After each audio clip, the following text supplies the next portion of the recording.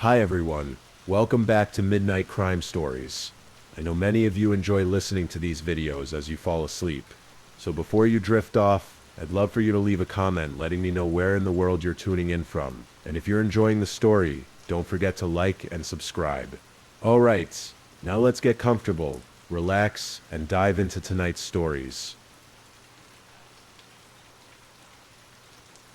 Story 1. Holly Bobo was more than the image often painted of her in the news. She wasn't just a victim of tragic circumstances. She was a young woman defined by her passions, her kindness, and her close ties to her family. Born and raised in Darden, Tennessee, Holly was the kind of person who lit up every room she walked into. Her laughter was infectious, her smile genuine, and her heart always open. Friends described her as caring and sincere, someone you could count on no matter the situation. She carried herself with quiet confidence, a testament to the values instilled by her family. The Bobos were a close-knit family rooted deeply in their community. Holly's parents, Dana and Karen, were pillars of strength, hard-working, loving, and dedicated to raising their children with unwavering support and encouragement. Holly's older brother, Clint, shared a bond with her that only siblings truly understand. They grew up together in the same home, exploring the woods that surrounded their property, sharing laughter and memories that would later become bittersweet reminders of the life they had before April 2011. Holly had always been driven, pursuing her nursing degree with determination and purpose. She wasn't just a student, she was someone who believed in making a difference. Her aspiration to become a nurse was born out of her natural empathy and desire to help others. She envisioned a future where she could touch lives in meaningful ways, offering care and compassion to those in need. Her family, particularly her mother, often remarked on her dedication, not just to her studies but to her dream of making the world a better place. Darden, the town Holly called home, mirrored her personality in many ways. It was a quiet, unassuming community nestled among rolling hills and dense forests, where neighbors looked out for one another, and life followed a predictable rhythm. It wasn't a town where you'd expect anything out of the ordinary to happen. Days were slow and steady, punctuated by small-town gatherings and a sense of safety that came from knowing everyone around you. Holly thrived in this environment, surrounded by people who cherished her and celebrated her accomplishments. As spring settled over Darden, the woods surrounding Holly's home came alive with the sights and sounds of the season. The trees swayed gently in the breeze, their leaves casting dappled shadows on the ground below. The air was fresh, carrying hints of blooming flowers and the promise of warmer days ahead. It was an idyllic setting, one that Holly knew well. Those woods had been her playground growing up, a place of exploration and adventure, always within the comforting boundary of home. The morning of April 13th, 2011, began like countless others. Holly woke early, preparing for a day focused on her studies. With exams approaching, she was laser-focused on doing her best. She ate breakfast, likely chatting with her family about her plans for the day. It was the kind of morning you could easily overlook, its simplicity masking the significance it would later hold. Holly's parents left the house for work, leaving her and Clint at home, a familiar routine in the Bobo household. Clint, a few years older than Holly, was inside the house when he noticed movement outside. Through the window he saw Holly speaking to someone, a man dressed in camouflage. He assumed it was her boyfriend, as Holly's demeanor didn't suggest any sense of alarm or urgency. The interaction seemed calm, routine even. Clint watched as Holly and the man exchanged words. Then together, they began walking toward the woods. From his vantage point, Clint couldn't hear their conversation, but there was nothing about the scene that struck him as unusual. He turned his attention back to whatever he was doing, confident that Holly would return shortly. He couldn't have known then that what he had witnessed would become one of the most critical details in the search for Holly, a fleeting moment that at the time felt insignificant. As the hours passed, Clint began to realize something was off. Holly hadn't come back from the woods, and she wasn't responding to calls or messages. It was unlike her to leave without a word, especially with the day's plans ahead of her. Concern turned to fear as the afternoon stretched on. Clint replayed the morning in his mind, questioning everything he had seen. Who was the man Holly had been speaking to? Why had she walked into the woods without explanation, and why hadn't she returned? By late morning, calls to Holly's phone had gone unanswered. The silence was unsettling, completely unlike her. Holly was the kind of person who never left her loved ones in the dark. She was reliable, someone you could always count on to check in or let you know where she was. The lack of response sent an undeniable ripple of fear through her family. When their parents Dana and Karen were informed, the gravity of the situation began to sink in. Karen, Holly's mother, knew in her heart that something was wrong. A mother's intuition is often unshakable, and Karen's instincts told her that Holly wasn't simply delayed or distracted. Her daughter wouldn't just vanish without a word. As the hours continued to pass, the family's initial concern transformed into outright alarm. Around noon, panic began to set in. Dana and Karen rushed back home, their minds racing with questions that had no immediate answers. Together with Clint, they retraced Holly's steps from earlier that morning. Dana called friends and neighbors, asking if anyone had seen or heard from Holly. They searched the area around their property, calling out her name, their voices carrying through the stillness of the woods. But the only response was the rustle of leaves in the breeze and the distant calls of birds. The woods, which had always been a familiar and safe place, now felt vast and foreboding. The hours slipped by, and by the early afternoon, the Bobos realized they couldn't do this alone. Dana contacted law enforcement, and soon the small community of Darden began to rally around the family. Word of Holly's disappearance spread quickly. In a town where everyone knew everyone, the news hit hard. Neighbors, friends, and even strangers gathered to join the search efforts, their shared determination fueled by both hope and fear. Search teams began to form, each group equipped with flashlights, maps, and the determination to find Holly. The woods surrounding the Bobo home became the focal point, with volunteers combing through every inch of the dense terrain. Despite their efforts, the initial search yielded no trace of Holly, no clues, no signs of a struggle, nothing that could explain where she had gone. It was as if she had vanished into thin air. As evening fell, the reality of the situation became even more apparent. Holly's disappearance was no longer just a missing persons case. It was quickly becoming something far more serious. The media began to take notice, with local news stations picking up the story and broadcasting it to a wider audience. Holly's smiling face, captured in family photos, was soon displayed across screens and shared on social media. The once quiet town of Darden found itself thrust into the spotlight, as the mystery of Holly Bobo's disappearance captured the attention of the nation. The following days were a blur of activity. Law enforcement ramped up their efforts, bringing in specialized search teams, dogs trained to track scents, and helicopters to scan the area from above. The community continued to show up in droves, volunteering their time, their energy, and their unwavering support. Flyers were printed and distributed, posted on every available surface. The streets of Darden were lined with Holly's image, her warm smile now a haunting reminder of what had been lost. As the search expanded, investigators began piecing together a timeline of events. Clint's account of the morning was crucial, a detail that both clarified and deepened the mystery. He described seeing Holly with a man in camouflage, walking calmly toward the woods. At the time, there was no reason to suspect anything unusual.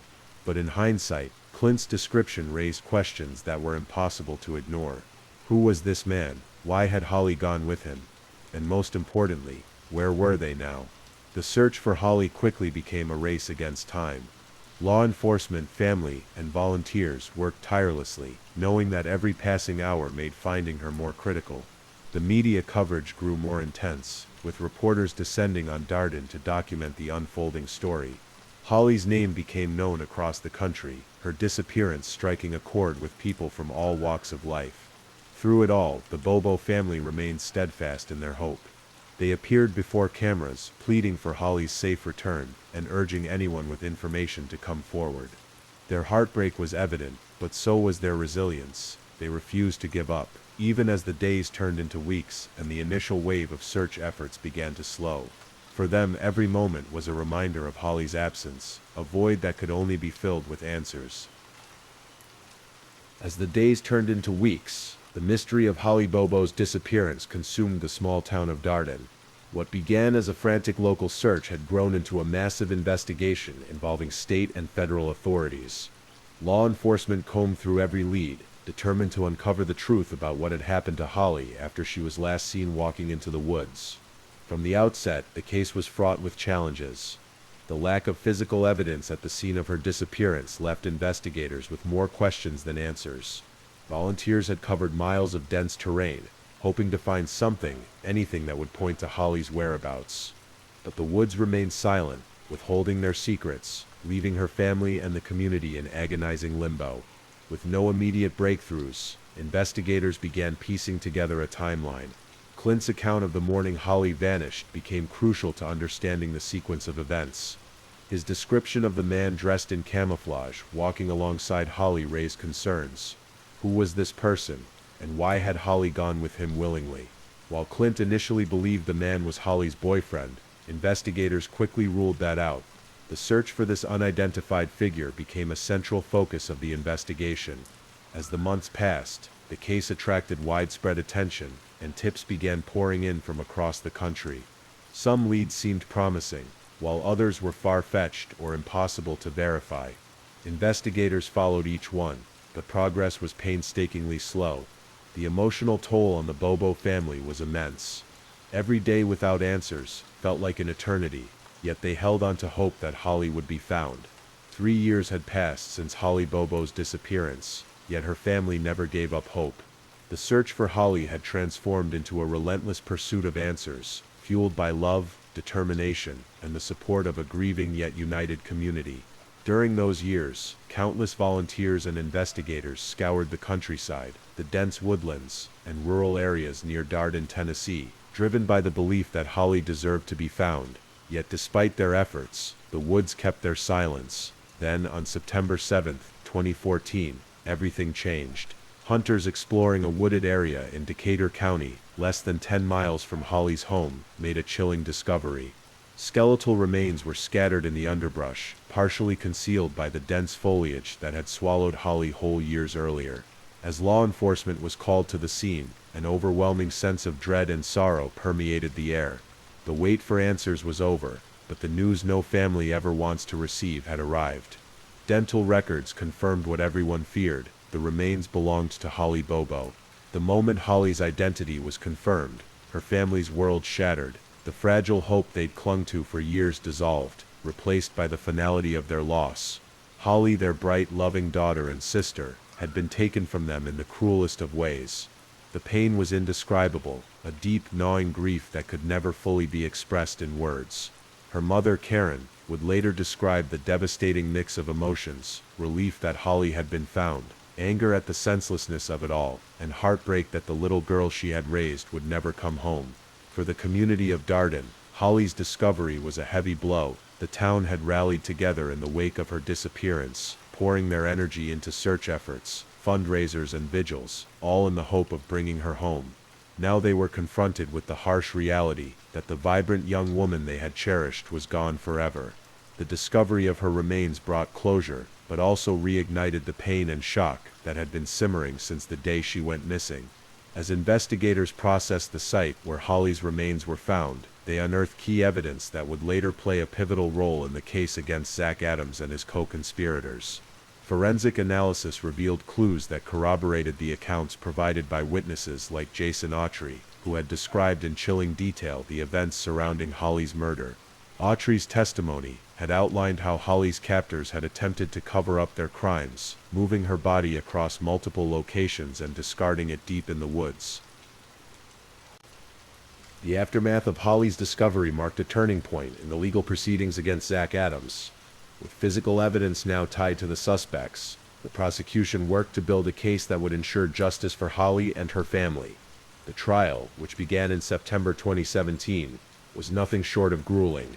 Holly's family sat through hours of testimony, graphic evidence, and emotional recounts, each detail a painful reminder of what their daughter had endured. Jason Autry's testimony emerged as a focal point of the trial. His words painted a picture of a crime so callous and cruel that it was difficult to comprehend. He described how Holly had been abducted from her home, assaulted, and ultimately killed.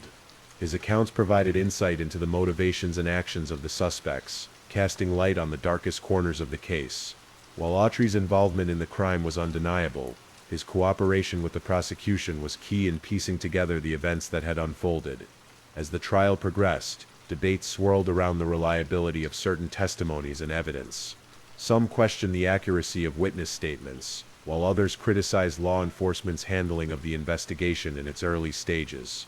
The defense argued that the evidence against Adams was circumstantial, pointing to inconsistencies and gaps in the timeline. But for Holly's family and the prosecution, the case was about more than legal technicalities. It was about seeking justice for a young woman whose life was stolen. The trial culminated in a verdict that brought some measure of closure. Zach Adams was convicted and sentenced to life in prison without the possibility of parole. The courtroom was silent as the verdict was read, the weight of the moment sinking in for all who had been involved. For Holly's family, the conviction was a step toward healing, but it could never erase the pain of their loss. Holly's absence was a void that could never be filled, a wound that time would never fully heal. In the years since the trial, Holly's story has continued to resonate with those who followed the case. Debates about the investigation's early missteps and the challenges of prosecuting cases with limited physical evidence have sparked discussions about how law enforcement can improve responses to missing persons cases. Advocacy groups have worked to honor Holly's memory by raising awareness about the importance of community involvement, ensuring that no family ever faces such a tragedy alone. Holly Bobo's story is one that left an indelible mark not just on her family and community, but on the nation as a whole.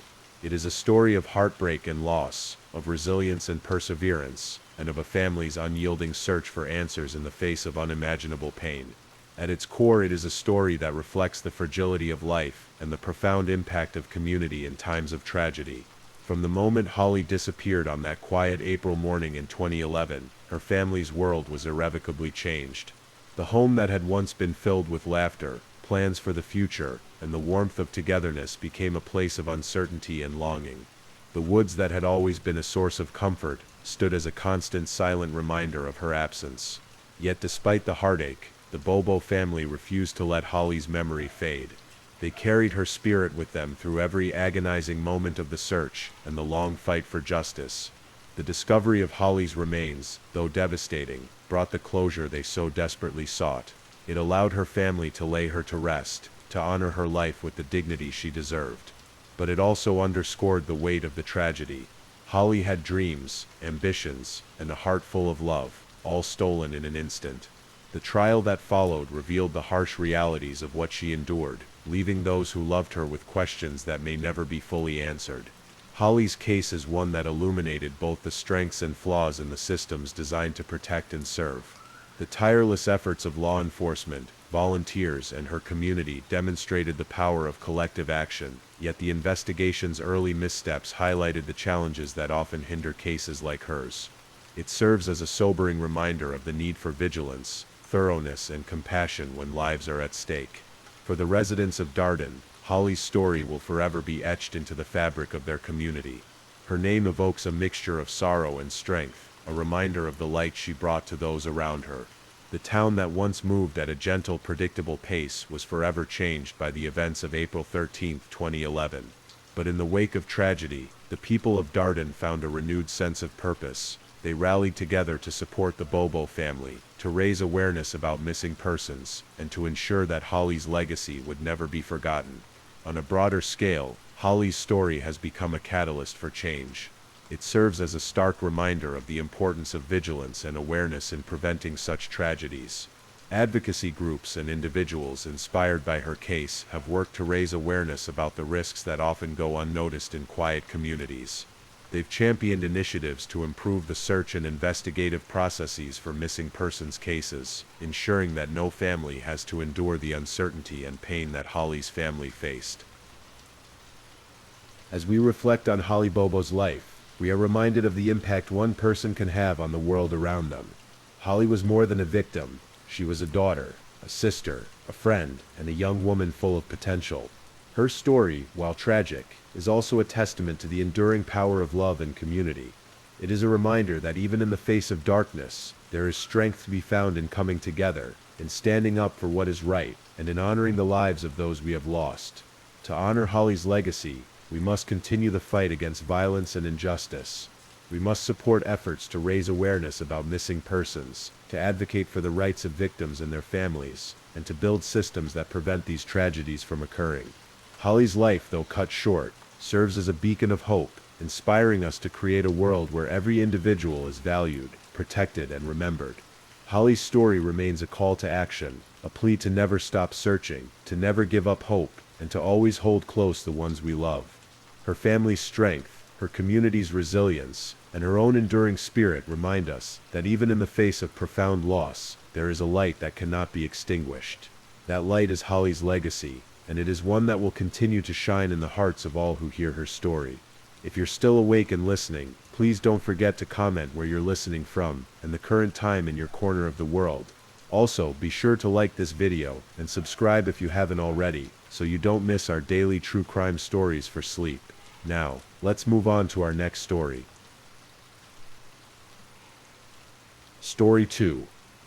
Jacob Bergman was 34 years old when he disappeared. A software engineer from Seattle, Washington, Jacob had built a reputation among his friends and on social media as an experienced solo hiker. His Instagram account, with nearly 15,000 followers, showcased his adventures across the Pacific Northwest and beyond, always with his characteristic blue North Face backpack and his German Shepherd Luna. Jacob had moved to Seattle 5 years earlier, after accepting a position with a well-known tech company. Colleagues described him as brilliant but reserved, someone who found his true joy not in the office but on mountain trails. Every weekend, regardless of weather, Jacob would drive his silver Subaru Outback to nearby hiking spots, often venturing farther afield for longer trips. In his personal life, Jacob had recently ended a 3-year relationship with his girlfriend Melissa Chen. Their breakup, while difficult, had been amicable according to friends. They simply wanted different futures. Jacob dreamed of eventually leaving city life behind to live closer to nature, while Melissa was pursuing a demanding career in corporate law. The summer of 2019 had been particularly stressful for Jacob at work.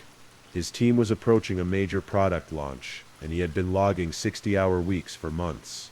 When the project finally wrapped up in early July, Jacob told his team he needed time away. He had planned this Glacier National Park trip for years, a 10-day solo journey through some of the park's most remote areas. It was meant to be his celebration, his reward for months of overwork. On July 15, 2019, Jacob arrived at Glacier National Park. The weather was perfect, clear blue skies and comfortable temperatures in the low 70s. Park records show that he checked in with rangers, submitted his detailed itinerary, and received the necessary backcountry permits for his planned route. Jacob's plan was ambitious, but not unreasonable for someone with his experience. He would begin at the Many Glacier entrance, following the Iceberg Lake Trail before connecting to more remote paths leading deeper into the wilderness. His route would take him through areas known for spectacular views but sparse human traffic, especially in the midweek periods. The last confirmed sighting of Jacob came from another hiker, Danielle Morales, who was returning from a day hike with her husband. They passed Jacob on the trail around 2:30 p.m. on his first day. Danielle later recalled to investigators that Jacob seemed totally in his element, relaxed, prepared, and excited for his adventure. They chatted briefly about trail conditions ahead, and Jacob mentioned seeing a mother grizzly and cubs from a safe distance earlier that morning. He took a photo with the couple, which would later become a crucial piece of evidence in the investigation. What stands out in this last known photograph is how thoroughly prepared Jacob appeared. His backpack contained his satellite GPS messenger, bear spray, water filtration system, 10 days of dehydrated food, and emergency supplies. He wore appropriate layers despite the warm day and carried his high-end Nikon camera around his neck. Luna, his shepherd, wore her own pack with her supplies. There was nothing to suggest that tragedy was just hours away. According to Jacob's planned itinerary, he should have made camp that night at a designated backcountry site approximately 7 miles from where he met the Morales couple. Park rangers confirmed that someone did use that site on the night of July 15th, based on evidence found later, though they couldn't definitively confirm it was Jacob.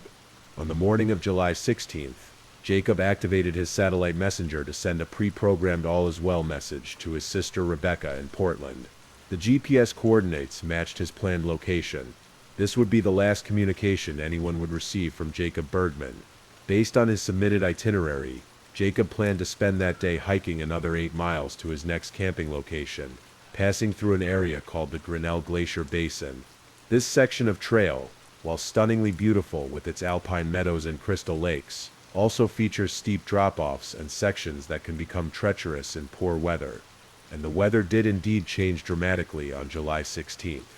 National Weather Service records show that an unexpected storm system moved into the area around midday, bringing heavy rain, wind gusts up to 50 miles per hour, and temperatures that dropped nearly 30 degrees in just a few hours. Such rapid weather changes are not uncommon in Glacier National Park, but they can create hazardous conditions even for experienced hikers. When Jacob failed to check in with his satellite messenger on the evening of July 16th, his sister wasn't immediately alarmed.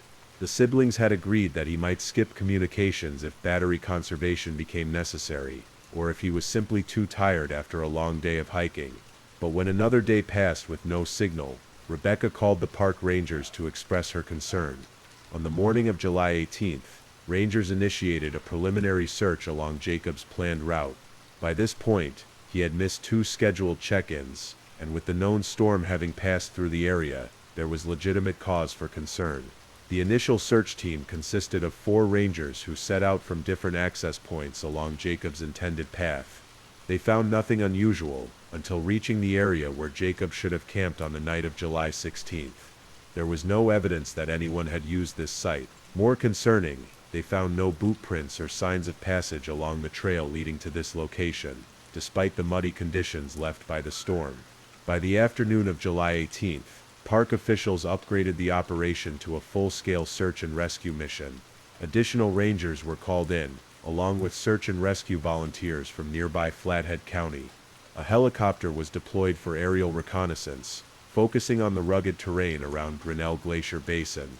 Rebecca Bergman flew in from Portland that evening, bringing with her additional photos of Jacob and Luna, as well as detailed information about her brother's hiking habits and equipment. She also brought something that would prove valuable to search teams: the login information for Jacob's cloud storage, where he habitually uploaded photos during his trips whenever he had service. The last photos in Jacob's cloud account had been taken early on the morning of July 16th, showing stunning sunrise views from his first campsite. The EXIF data confirmed the time and location. After that, nothing. Either Jacob hadn't taken more photos, or he hadn't had the opportunity to upload them. By July 20th, the search had grown to include over 50 personnel, including specialist alpine rescue teams, dog handlers with trained search and rescue dogs, and wilderness medicine experts. The operation now covered a radius of nearly 10 miles from Jacob's last known position, including areas well off his planned route. The first potential clue came on the afternoon of July 21st, when a search team found what appeared to be canine paw prints along a stream approximately 2 miles east of Jacob's planned route. The prints were consistent with the size of Luna's paws, but after heavy rain, and with wildlife abundant in the area, the team couldn't be certain. That same day, another team discovered a blue fabric scrap caught on a tree branch near a steep ravine. The material matched the color of Jacob's North Face backpack, according to Rebecca, but laboratory analysis would later be inconclusive about whether it actually came from his equipment. The most significant discovery came on July 22nd, when the aerial team spotted what appeared to be a campsite in a small clearing about 3 miles north of where Jacob should have been according to his itinerary. This location was not on any marked trail, and would have required bushwhacking through dense forest to reach. When ground teams reached the site, they found the remains of a hasty campsite, a tarp strung between trees, a small fire pit with cold ashes, and most significantly, a dog's collapsible water bowl with Luna written on the inside in permanent marker. Rebecca confirmed it belonged to Jacob's dog. The discovery radically altered the search parameters. Why had Jacob veered so far off his carefully planned route? The new campsite location suggested he had been traveling north rather than west as intended, possibly since the morning of July 16th before the storm hit. But why?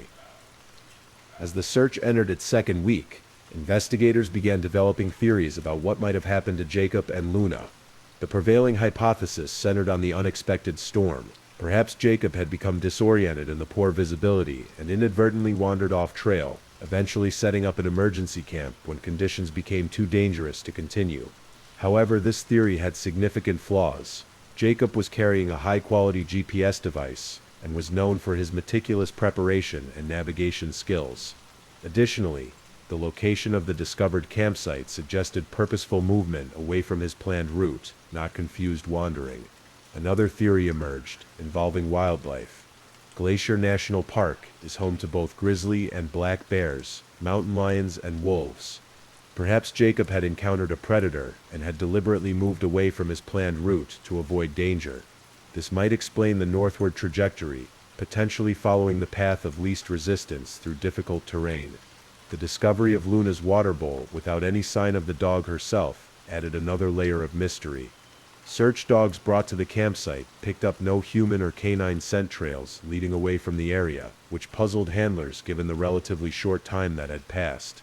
By July 25th, 10 days after Jacob was last seen, the search operation had covered over 40 square miles of incredibly challenging terrain. Helicopters had logged nearly 50 flight hours, and ground teams had endured punishing conditions, including heavy rain, dense underbrush, and dangerous wildlife encounters. On the morning of July 26th, as hope was beginning to fade, a search team made a perplexing discovery nearly 6 miles from the found campsite. In a small rocky outcropping near a seasonal waterfall, they found Jacob's satellite messenger device, still functional but powered off. Nearby lay his camera, the lens cracked but the memory card intact. The camera's memory card contained photos taken as recently as the afternoon of July 16th, hours after the storm had begun. The images showed increasingly poor weather conditions, with the final photos capturing a landscape shrouded in fog and rain.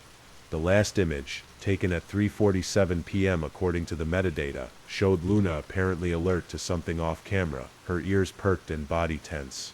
Perhaps most baffling was that these items appeared to have been deliberately placed in the rock outcropping, not dropped or lost in haste.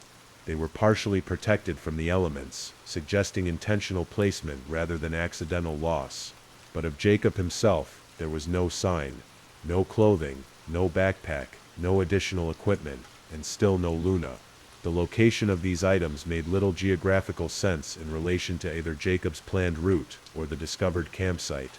It suggested he had traveled first north, then east, deeper into the wilderness, rather than toward any park exit or ranger station. By August 1st, 2019, the full-scale search operation was reluctantly scaled back. Park officials, in consultation with search and rescue experts, concluded that the probability of finding Jacob alive after 17 days in the wilderness was extremely low. The operation transitioned from rescue to recovery, with smaller teams continuing periodic searches throughout the remainder of the summer. Investigation into Jacob's disappearance continued on multiple fronts. Forensic analysis of the found campsite yielded few additional clues. The fire had been built competently and safely, suggesting Jacob had been thinking clearly when he made camp. There were no signs of blood or struggle at either the campsite or where the camera and satellite messenger were found. Investigators conducted extensive interviews with Jacob's friends, family, and co-workers. No one reported any concerning behavior before his trip. Financial records showed no unusual activity. His apartment in Seattle, which authorities searched with Rebecca's permission, contained nothing suggesting he had planned anything other than a normal hiking trip. One interesting detail emerged from Jacob's recent internet search history. In the weeks before his trip, he had extensively researched not just his planned hiking route, but also several remote areas of Glacier National Park well off the established trail system. He had downloaded topographical maps of these regions and saved them to his cloud storage. One of these areas included the general vicinity, where his camera and satellite messenger were eventually found. As summer turned to fall, and the harsh Montana winter approached, periodic searches continued, but yielded no further evidence. The first snowfall in late September effectively ended ground operations until the following spring. The case of Jacob Bergman has become one of the most perplexing modern disappearances in America's national park system. Unlike many wilderness missing persons cases, Jacobs had clear evidence of deliberate movement and decision-making after his disappearance from the established trail system. The careful placement of his camera and satellite messenger suggested purpose, not panic. Some investigators have proposed that Jacob may have intentionally gone off-grid, perhaps seeking an extreme wilderness experience beyond his submitted itinerary. His research into remote areas lends some credence to this theory. However, friends and family insist this would be completely out of character for Jacob, who was adventurous but always responsible about sharing his whereabouts for safety reasons. Another theory involves foul play, though there's little evidence to support this. Glacier National Park sees millions of visitors annually, and while crime is rare, it's not unprecedented. However, the remote location and challenging terrain make a chance encounter with someone harboring ill intent extremely unlikely. The more probable explanations remain rooted in the wilderness itself: a serious injury in a remote location, wildlife encounter, or sudden medical emergency. The discovered items might represent Jacob's attempt to leave clues about his fate, though their meaning remains elusive. In the years since Jacob's disappearance, his sister Rebecca has maintained an active online presence dedicated to finding answers. She organizes annual volunteer searches each summer, focusing on new areas of the park that might hold clues. These efforts have drawn support from the hiking community across the Pacific Northwest, with dozens of experienced outdoors people joining the search each year. Park rangers continue to keep the case open, and any reports of unusual findings in the area are investigated with Jacob's disappearance in mind. In 2021, a hiker reported finding what might have been a weathered dog collar several miles from where Jacob's campsite was discovered, but the item was lost before it could be properly examined. The case has garnered attention from true crime enthusiasts and wilderness safety advocates alike. It serves as a sobering reminder of the power and unpredictability of nature, even for those who approach it with respect and preparation. Rebecca has channeled her grief into advocacy, establishing the Jacob Bergman Wilderness Safety Foundation, which provides satellite messengers and safety training to hikers who couldn't otherwise afford such equipment. The foundation also works with national parks to improve communication systems and search and rescue protocols in remote areas. As we come to the end of Jacob Bergman's story, we're left with far more questions than answers. The wilderness of Glacier National Park keeps its secrets closely guarded, and the truth about what happened after that stormy afternoon on July 16, 2019, may never be fully known. What we do know is that Jacob was doing what he loved most: exploring the natural world, seeking connection with wilderness in its purest form. Those who knew him say that despite the tragedy of his disappearance, there is something fitting about Jacob becoming eternally part of the landscape he so deeply cherished. For hikers visiting Glacier National Park today, rangers often share Jacob's story as a gentle reminder of the importance of safety precautions, weather awareness, and the unpredictable nature of wilderness. His disappearance has likely saved others through the lessons it imparts. If you're still awake at this point in our story, I want to thank you for journeying with me through this mysterious case. Perhaps in your dreams tonight, you'll wander those beautiful mountain trails under clearer skies than Jacob experienced on his final documented day. The rain will continue to fall gently as you drift off to sleep, and who knows, perhaps somewhere in that space between wakefulness and dreams, the mystery of what happened to Jacob Bergman and his faithful companion Luna might reveal itself to you, in ways it hasn't to investigators. Story 3. This story begins on a warm summer night in June 1992. When a mother, her daughter, and her daughter's friend seemingly vanished without a trace from a small home on East Elmar Street in Springfield. No signs of struggle, few clues left behind, and 3 lives suddenly interrupted, leaving a community in shock and families searching for answers that remain elusive even today. Springfield, Missouri sits in the southwestern part of the state, nestled in the Ozark Mountains. Often called the Queen City of the Ozarks. It's the 3rd largest city in Missouri, though in 1992 it maintained much of its small-town character, despite its population of around 140,000 people. It's a place where neighbors know each other, where community matters, and where violent crime was relatively uncommon, which made the events of June 1992 all the more shocking. The specific neighborhood where our story unfolds is located near the center of Springfield, not far from Missouri State University, which was then known as Southwest Missouri State. It's an area with modest, well-kept homes, tree-lined streets, and a mix of longtime residents and college students. The house at 1717 East Elmar Street was a small one-story home with white siding and dark shutters, unassuming and similar to many others on the block. June in Missouri brings warm days and mild nights. The landscape is lush and green, with flowers blooming in carefully tended gardens. Thunderstorms are common in early summer, bringing cooling rain to break the humidity. The rhythm of life slows somewhat as schools let out for summer break, and families adjust to different routines. In this seemingly peaceful setting, three women were about to become the center of one of America's most baffling mysteries. Their names were Cheryl Levitt, Susie Streeter, and Stacy McCall, three individuals with different stories, who would become forever linked by the events of a single night. Cheryl Levitt was 47 years old in 1992, a hairdresser who owned her own salon. She was described by those who knew her as independent, hardworking, and devoted to her only daughter, Susie. She had purchased the home on East Delmar Street a few years earlier, creating a comfortable life for herself and Susie. Friends described Cheryl as meticulous and security conscious, not the type of person to leave doors unlocked or to go anywhere without telling someone. Susie Streeter, Cheryl's daughter, was 19 years old.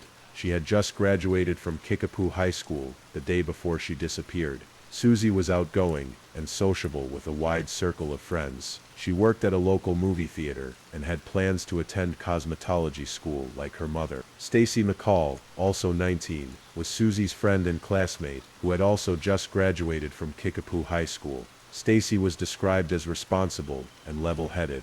She lived with her parents, Janice and Stuart McCall, and had plans to attend Missouri State University in the fall to study business. These three women, a mother beginning a new chapter as her daughter graduated high school, and two young women with their adult lives just beginning, would vanish without explanation, leaving behind a mystery that continues to haunt Springfield and true crime enthusiasts around the world.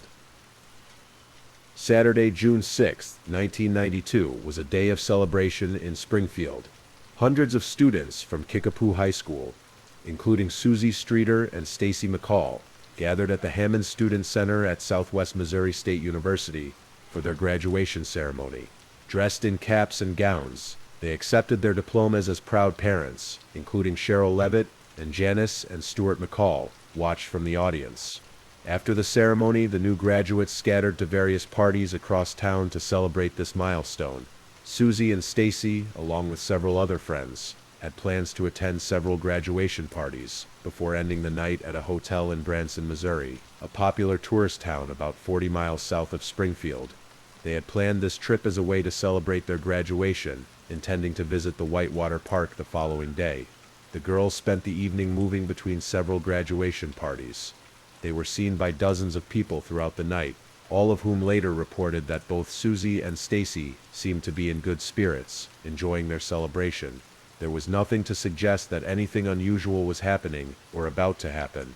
As the night progressed, however, the girls altered their plans. According to later accounts, the parties they attended were overcrowded, and they decided against driving to Branson so late at night.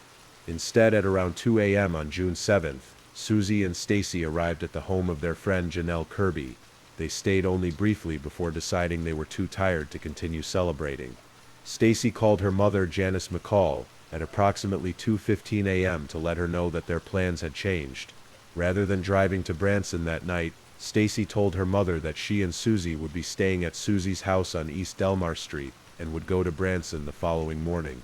Janice later recalled that this phone call was completely normal. Stacy sounded tired but happy, and she was being responsible by letting her parents know about her change in plans.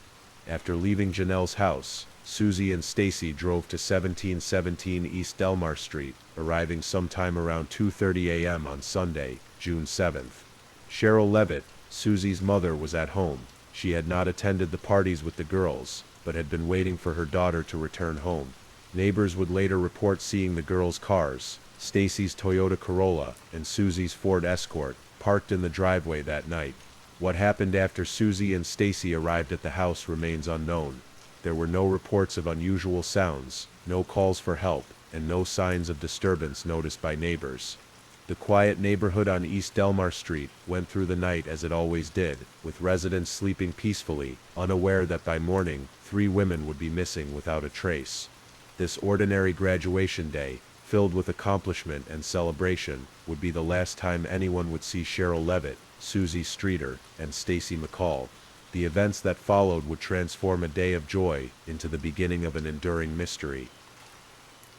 The morning of Sunday, June 7th, 1992, began like any other summer day in Springfield. But for the friends and family of Cheryl, Susie, and Stacy, it would quickly become apparent that something was terribly wrong. Janelle Kirby, The friend whom Susie and Stacy had visited the night before had made plans to meet the two girls at Susie's house that morning. They were supposed to continue their graduation celebration by driving to Branson together for a day at Whitewater Park. When Janelle and her boyfriend arrived at the house on East Delmar Street at around 8 a.m., they immediately noticed something unusual. The porch light was broken, with glass scattered on the front steps. Thinking nothing more of it than simple vandalism, they knocked on the door. When no one answered, they tried the door and found it unlocked. This was their first indication that something might be amiss, as Cheryl was known to be vigilant about home security. Janelle and her boyfriend entered the house, calling out for their friends. What they discovered inside was both ordinary and deeply unsettling. The house appeared undisturbed. There were no signs of a struggle or forced entry. Cheryl's cigarettes and lighter were on the kitchen table. The women's purses were lined up on the floor, containing their credit cards, money, and identification. Stacy's shorts and shirt were neatly folded by her shoes. The family dog, a Yorkshire Terrier named Cinnamon, was in the house and appeared anxious. The television was on, tuned to a static channel. Most significantly, all three women seemed to have vanished. Their cars were still in the driveway. Their personal belongings remained in the house. There was no note explaining their absence, no sign of where they might have gone. Confused and increasingly concerned, Janelle and her boyfriend left and returned later that morning. When they still couldn't locate their friends, they contacted Stacy's mother, Janessa McCall. Janessa had been expecting a call from her daughter that morning about their plans to go to Branson. When she hadn't heard from Stacy, she had begun to worry. After receiving the call from Janelle, Janessa went to the house on East Delmar Street herself. She too was struck by the eerie normalcy of the scene, everything in its place except for the three women who should have been there. By early afternoon, with no word from any of the missing women, and no explanation for their absence, Janessa McCall called the Springfield Police Department to report her daughter missing. Initially, the police were not overly concerned. The women were adults, there were no signs of foul play, and it had been less than 24 hours since they were last seen. The officer suggested that perhaps the women had changed their plans and gone somewhere else. But Janessa knew her daughter, Stacy, was responsible, and would have called if her plans had changed. Similarly, those who knew Cheryl Levitt insisted that she would never leave without telling anyone, especially not with a graduation celebration planned for the day. As the hours passed with no contact from any of the three women, it became increasingly clear that their disappearance was not voluntary. By that evening, the Springfield Police Department had launched a formal investigation into the disappearance of Cheryl Levitt, Susie Streeter, and Stacy McCall, the beginning of a case that would grow to involve multiple law enforcement agencies, thousands of tips, and decades of searching without resolution. As concern for the missing women grew, the Springfield Police Department began a more thorough examination of the house on East Delmar Street. Detectives noted several peculiar details that deepened the mystery. The broken porch light that Janelle had noticed that morning seemed to have been deliberately shattered, with the glass carefully swept into a neat pile. This suggested that someone had taken the time to clean up after breaking the light, an unusual action for a vandal or intruder in a hurry.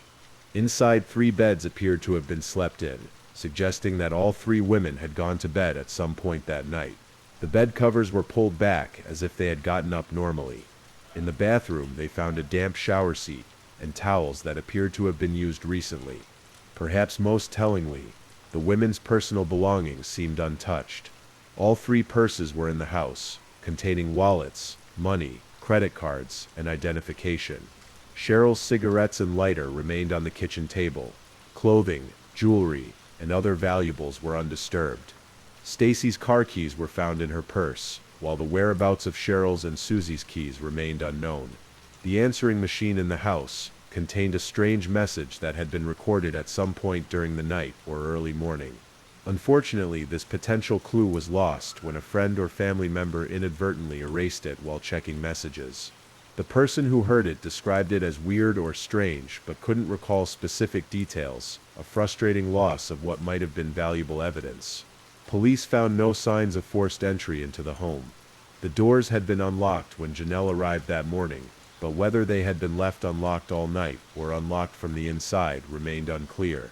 There were no signs of a struggle, No overturned furniture, broken items, or bloodstains that would indicate violent abduction.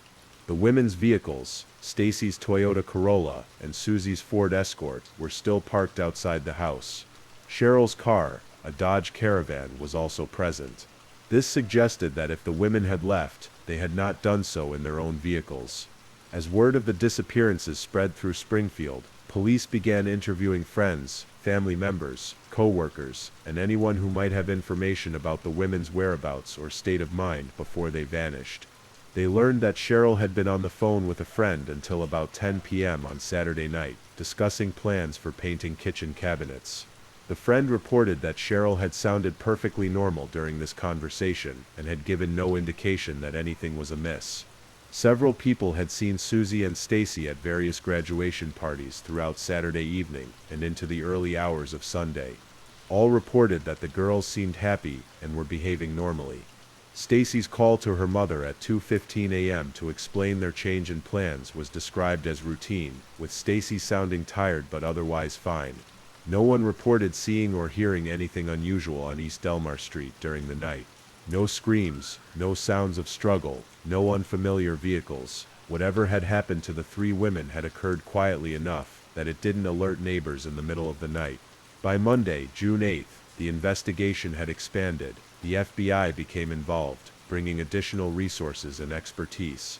Search parties formed to comb nearby areas. Missing person flyers with photos of all three women were distributed throughout Springfield and surrounding communities.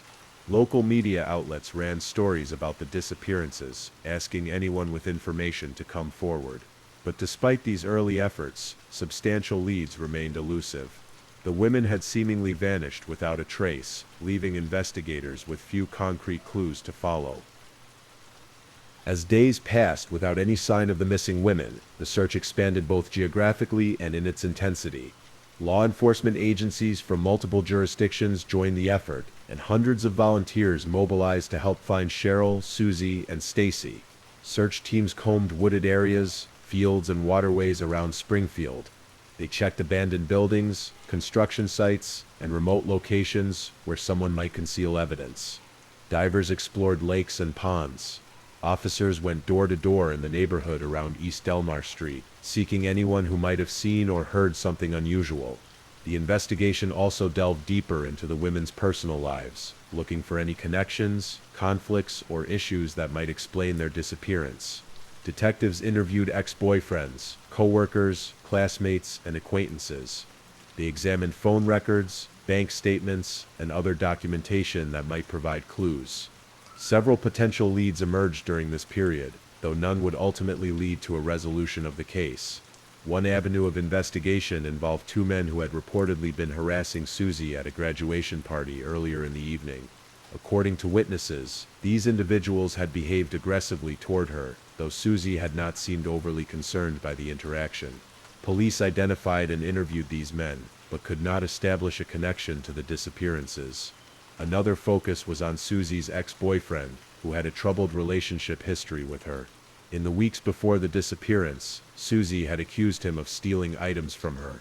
However, this individual had an alibi for the night in question, and investigators could not find evidence linking him to the women's disappearance.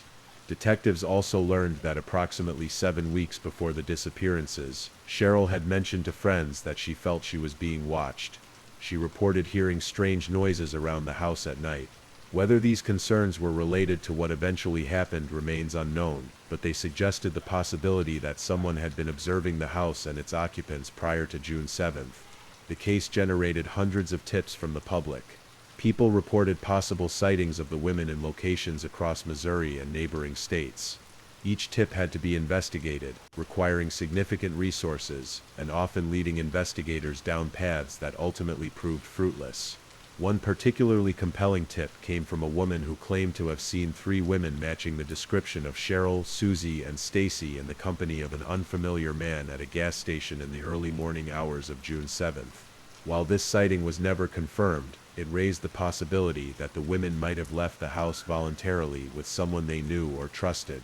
As the days turned into weeks, the case began to attract national attention.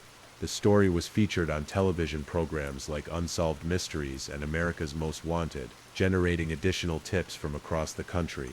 A reward fund was established, eventually growing to over $40,000 for information leading to the resolution of the case.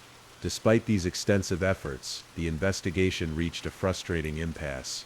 There were theories but little concrete evidence. There were possibilities but no certainties.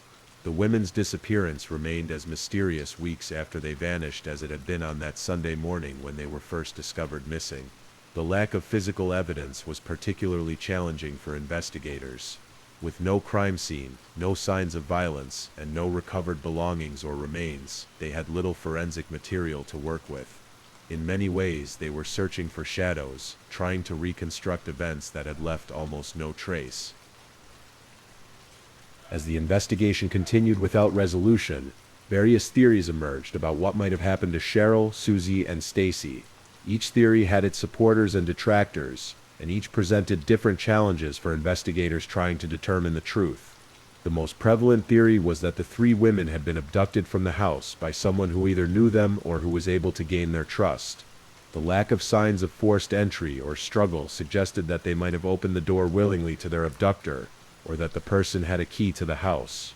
This theory was supported by the fact that all their personal belongings remained behind, indicating they hadn't planned to leave. Some speculated that the broken porch light might have been a lure. Someone broke it deliberately to draw one of the women outside to investigate, then forced her back inside and compelled the others to leave with them. This would explain why someone had taken the time to clean up the broken glass, despite presumably being in the midst of committing a serious crime.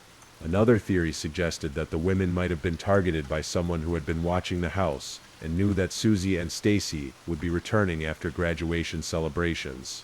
The mention by Cheryl weeks earlier that she felt she was being watched lent some credence to this possibility. Some investigators believed that the women might have known their abductor. The neighborhood was quiet that night, with no reports of disturbances that would accompany a violent struggle against a stranger. If the women recognized or trusted the person at the door, they might have let them in without raising an alarm. Over the years, several specific suspects emerged as possibilities, though none has ever been charged in connection with the disappearances. Robert Craig Cox, a convicted kidnapper and robber with a history of violence against women, became a person of interest in the case. Cox had been living in Springfield at the time of the disappearances, and reportedly told investigators that he knew the women were dead and buried, but that their bodies would never be found. However, Cox has also given conflicting statements about his alleged involvement, and some investigators believe his claims were an attempt to gain attention or leverage for his own legal situations. Another potential suspect was Gerald Carnahan, who was later convicted of an unrelated 1985 murder of a young woman in Springfield. While Carnahan was investigated in connection with the three, no evidence was found linking him directly to their disappearance. Various other individuals have been investigated over the years, including local sex offenders, people with connections to the women, and individuals who exhibited suspicious behavior around the time of the disappearance. In each case, investigators have been unable to gather sufficient evidence to make an arrest or file charges. Some theories have focused on the possibility that the women witnessed something they shouldn't have, perhaps drug activity or another crime in the neighborhood, and were abducted to prevent them from reporting what they saw. Others have suggested that one of the women was the intended target, with the other two taken because they were witnesses. A persistent rumor in Springfield involves a hospital parking garage that was under construction at the time of the disappearances. According to this theory, the women's bodies were concealed in the concrete foundation of this structure. While police did investigate this possibility and used ground-penetrating radar to examine the site, no evidence was found to support this claim. The case has also attracted numerous psychics and self-proclaimed mediums who have offered their insights about what happened to the women. While law enforcement typically does not base investigations on such information, some officers have followed up on specific locations identified by psychics, though these efforts have not led to breakthroughs. What makes the case of the Springfield Three particularly baffling is the fact that three adults disappeared simultaneously without leaving evidence behind. Most theories struggle to explain how one person could control three women without causing a disturbance, or how multiple perpetrators could enter and leave the house without being noticed by neighbors. As months turned into years and years into decades, The disappearance of the Springfield Three has had a profound and lasting impact on the community of Springfield and on the families of the missing women. For Janice and Stuart McCall, Stacy's parents, the disappearance of their daughter transformed their lives in ways they could never have imagined. Janice became a tireless advocate, not only for finding her daughter, but for missing persons cases in general. She founded One Missing Link, an organization dedicated to supporting families of missing people and raising awareness about these cases. Through her advocacy, she has helped other families navigate the complex emotional and practical challenges that come with having a loved one disappear. The McCall family has maintained Stacy's room much as it was the day she disappeared, a poignant reminder of their enduring hope for answers. They have participated in countless interviews, searches, and public events over the years, keeping their daughter's case in the public eye and refusing to let the world forget about Stacy, Susie, and Cheryl. For Cheryl's and Susie's extended family, the pain has been equally profound. Cheryl's sisters and Susie's friends have continued to speak about the case, ensuring that memories of both women remain alive in the community. They describe Cheryl as a dedicated mother who worked hard to provide for her daughter, and Susie as a vibrant young woman with a bright future ahead of her. The impact on the Springfield community has also been significant. For many residents who lived through that summer of 1992, the case fundamentally changed their sense of security. Springfield was not a place where people vanished without a trace, especially not 3 people at once from a house that showed no signs of violence. The mystery created a lingering uneasiness that has never fully dissipated. The case became a defining moment in Springfield's history, a dividing line between before and after. Residents who grew up in Springfield after 1992 learned about the case as part of local lore, often hearing about it from parents who remembered the intense searches and media coverage. The house on East Delmar Street became a local landmark of sorts, with people driving by to see the place where 3 women vanished without explanation. Law enforcement agencies in Springfield and beyond were also changed by the investigation. The case revealed challenges in communication between agencies and highlighted the need for improved protocols in missing persons cases. Many officers who worked on the case have described it as the most baffling and frustrating investigation of their careers, a mystery that has haunted them professionally and personally. The media coverage of the Springfield Three helped bring national attention to missing persons cases in general. The case was featured on numerous television programs, podcasts, and in books, keeping the story alive in the public consciousness and serving as a reminder that even in modern America, people can seemingly vanish without explanation. Perhaps most significantly, the case has left an empty space in the lives of all who knew and loved Cheryl, Susie, and Stacy, an absence of closure, an unresolved question that lingers year after year. Birthdays, holidays, graduations, and countless other milestones have come and gone without them, each one a reminder of what was lost that night in June 1992. Though the case has grown cold over the years, the investigation into the disappearance of the Springfield Three has never officially closed. Law enforcement agencies continue to follow up on new tips, review old evidence with new technologies, and pursue any potential leads that emerge. In 2007, on the 15th anniversary of the disappearances, the Springfield Police Department announced that they would be re-examining the case with fresh eyes. They formed a task force to review all the evidence, re-interview witnesses, and apply new forensic techniques that hadn't been available in 1992. While this renewed effort didn't solve the case, it demonstrated the ongoing commitment to finding answers. Advances in DNA technology have allowed investigators to re-examine what little physical evidence exists in the case. Items from the house on East Delmar Street that might contain trace DNA have been tested and retested as forensic capabilities have improved over the decades. Unfortunately, these efforts have not yet yielded definitive results. In 2019, interest in the case was rekindled when officials considered the possibility of excavating the parking garage that had long been rumored to contain the women's remains. Ground-penetrating radar identified anomalies in the concrete that some experts believed warranted further investigation. However, after extensive review, authorities determined that excavation was not justified based on the evidence available. The Springfield Police Department maintains a dedicated tip line for the case, and they still receive calls with potential information. Each tip is evaluated and followed up on regardless of how much time has passed. Detectives who weren't even born when the women disappeared are now working on the case, bringing fresh perspectives to the investigation. Various private investigators, true crime enthusiasts, and amateur sleuths have also continued to research the case independently. Online forums dedicated to the Springfield Three analyze every aspect of the disappearance, from the timeline of that night to the backgrounds of potential suspects. While these unofficial investigations must be viewed with appropriate skepticism, they have occasionally generated new perspectives or identified overlooked details that merit further examination. The case has been featured on numerous podcasts and YouTube channels in recent years, introducing the story to new generations and sometimes generating new tips from listeners. These modern platforms have helped keep public interest alive in ways that weren't possible in the pre-internet era when the women first disappeared.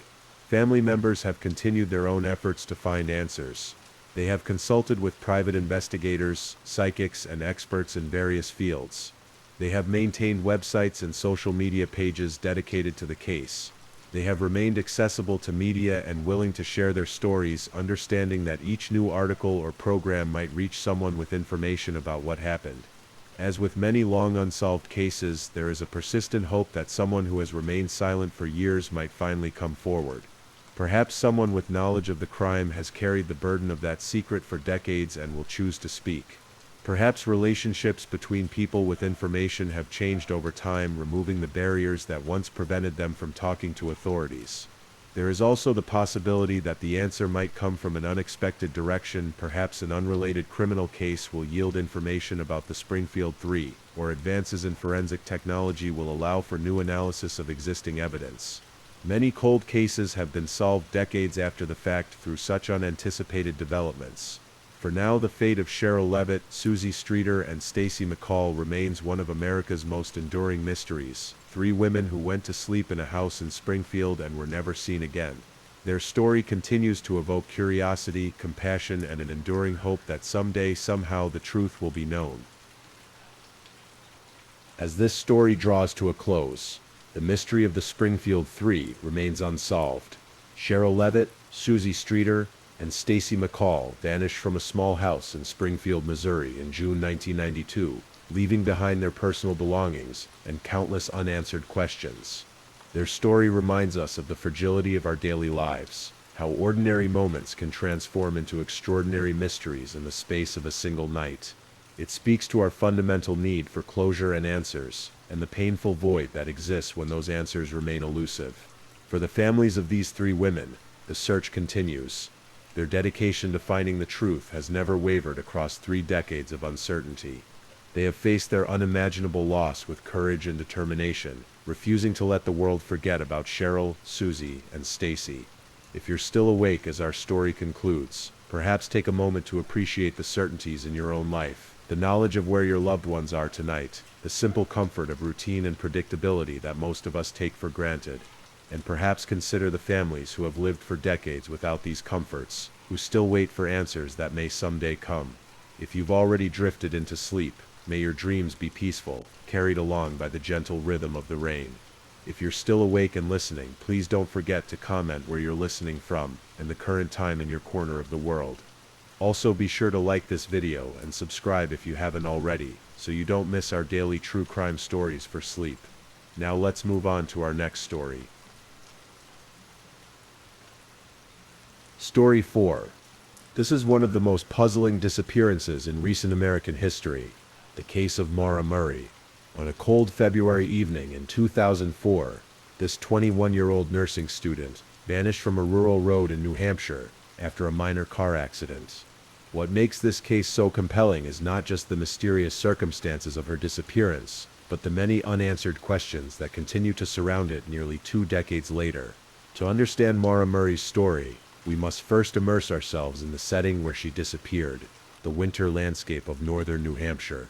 Unlike the bustling urban centers of Boston or New York, this region is characterized by vast stretches of wilderness, small scattered communities, and winding roads that cut through dense forests and rolling mountains. The White Mountains region of New Hampshire possesses a quiet beauty that draws tourists in summer and fall, but in February, it transforms into a more isolated, challenging environment. The forest stands stark against the snow, branches bare and reaching toward gray skies. The hiking trails that welcome thousands in warmer months lie silent under blankets of snow, and the mountain passes become treacherous with ice and winter storms. Haverhill, New Hampshire, the town near where Maura's car was found, embodies this rural New England character. With a population of fewer than 5,000 people spread across several small villages and hamlets, it's a place where neighbors know each other, where out-of-state license plates are noticed, and where the harsh winter conditions shape daily life from November through March. Route 112, where Maura's car was discovered, is a two-lane highway that winds through this sparsely populated area. In some stretches, houses may be separated by miles rather than blocks, and cell phone reception, even in 2004, was unreliable at best, non-existent at worst. Driving these roads at night, one might pass through long stretches of darkness, broken only by occasional porch lights in the distance, or the glow of small village centers. On February 9, 2004, the weather in this region added another layer of challenge. The temperature hovered in the low 20s Fahrenheit, and light snow had fallen earlier in the day, making the roads slick in spots. As evening approached, the temperature dropped further, turning wet patches to ice and reducing visibility. By nightfall, the cold had intensified, with temperatures falling into the single digits. Anyone exposed to these elements for an extended period would face serious risk of hypothermia. This was before our constantly connected modern era. In 2004, GPS navigation was not yet common in everyday vehicles. Smartphones didn't exist. The first iPhone was still 3 years away. Social media platforms like Facebook were just emerging, and were nothing like the pervasive networks they would become. If you needed directions, you likely used a paper map. If your car broke down on a rural road, you couldn't simply call an Uber, or quickly search for the nearest tow service. In this environment, people still relied heavily on landline phones, face-to-face interactions, and community assistance. A stranded motorist might need to walk to the nearest house to ask for help, and news traveled through personal connections rather than instant digital updates. This context is crucial for understanding the events that unfolded that February evening, and the challenges faced by both Maura and those who would later search for her. What makes Maura Murray's disappearance particularly intriguing are the actions she took in the days and hours before she vanished. Like pieces of an incomplete puzzle, these moments offer glimpses into her state of mind, yet still leave us wondering about her intentions. On Thursday, February 5, 2004, just 4 days before her disappearance, Maura was working her night shift at the security desk in her UMass Amherst dormitory. Around 10:30 p.m., she received a phone call that visibly upset her. According to her supervisor, Maura broke down in tears and became so distraught that she had to be escorted back to her room. The contents of this call have never been conclusively determined, creating the first of many questions surrounding her disappearance. The following day, Maura's father, Fred Murray, arrived at UMass to help her purchase a new car. They spent Saturday looking at vehicles, and then Fred returned to his motel. That evening, Maura borrowed her father's Toyota Corolla to attend a campus party. Sometime after midnight, while driving back to her father's motel, Maura struck a guardrail, causing approximately $10,000 in damage to her father's car. The police arrived at the scene, but no field sobriety test was administered, and no citations were issued. Fred learned of the accident the next morning and arranged for a tow truck. On Sunday, February 8th, Fred and Maura had lunch together, where Fred gave her $4,000 in cash to help with car repairs.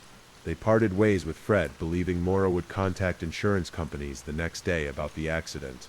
This would be the last time he saw his daughter. Monday, February 9th, the day Maura disappeared, began with a series of unusual actions that suggest some form of planning.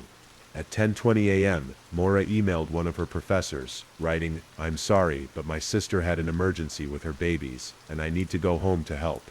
I'll be back by the end of the week. I'll email you with makeup work soon." She sent a similar email to her campus job supervisor. There was just one problem. There was no family emergency. Maura's sister had not experienced any crisis with her children.